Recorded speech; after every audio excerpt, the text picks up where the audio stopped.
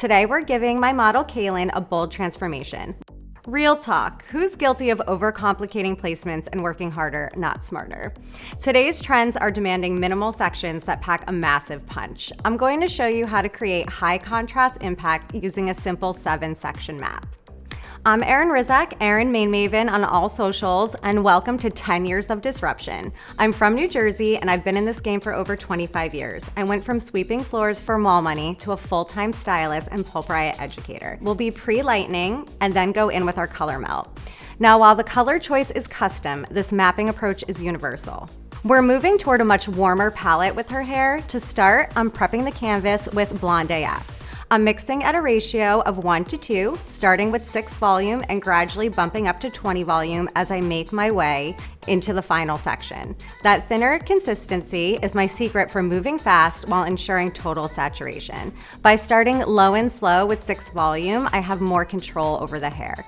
As I foil, I'm gently feathering the blend right where her natural regrowth meets that artificial color. We want to buff out that line and not over-process and lighten more where we don't need it. We're processing for 30 to 45 minutes, checking frequently.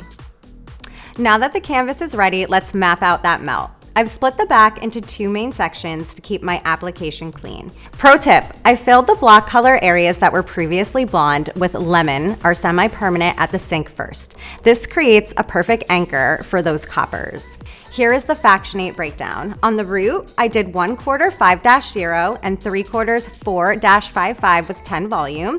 In the mids, half 6-66, 1/4 5-55, and 1/4 6-55 with 20 volume. And through the ends, we melted in half of 6-6 booster, 1/4 of 7-66, and 1/4 of 7-55 with 20 volume.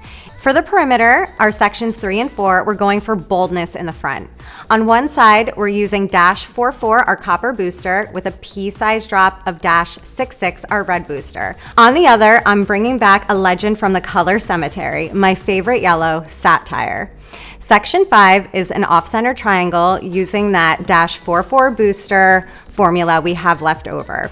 The remaining hair in sections 6 and 7 is a blend of 8-44, 7-44, and 6-34. I then let the color sit and process for 35 minutes. I might be a little biased, but I think we totally nailed it. This is a total transformation. The red is stunning on its own, but those high contrast blocks around the face give us that undeniable edge. That's Pulp Riot, baby. Thanks for celebrating 10 years of disruption with us. Stay tuned for more content. And now make sure to tag us in your recreations and hit that subscribe button. Later, friends.